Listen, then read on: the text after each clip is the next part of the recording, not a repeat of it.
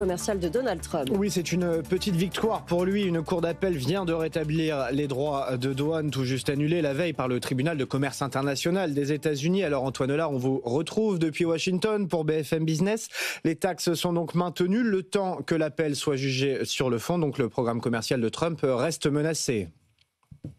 Oui, le bras de fer avec la justice n'est pas encore terminé, mais Trump a gagné un répit. Pour le moment, les droits de douane sont maintenus. Ils resteront en place jusqu'à ce que la cour d'appel se prononce sur le fond.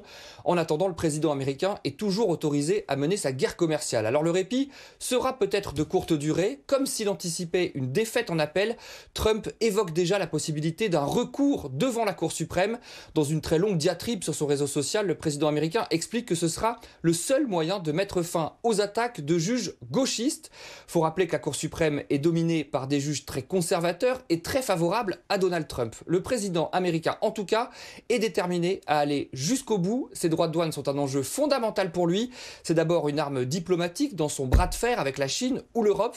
Et puis, sur le plan intérieur, Trump est convaincu que ces taxes vont faire rentrer énormément d'argent dans les caisses, ce qui permettra ensuite de financer des baisses d'impôts massives pour les Américains. C'est une promesse qu'il a faite à ses électeurs pendant la campagne. Merci Antoine Hollard. Et donc ce risque judiciaire qui pèse sur le programme commercial de Donald Trump et la suite logique, c'est peut-être une mise en difficulté sur les marchés également. C'est ce que nous dit Sébastien Corchia, le directeur général de Cogefi Gestion sur BFM Business. Face à lui, il a des gens, imagine des États qui vont quand même se dire mais à quoi ça sert de négocier, de faire les négociations, puisque on est en train de nous expliquer que finalement ce que Trump nous impose, c'est illégal. Et puis vous avez le budget.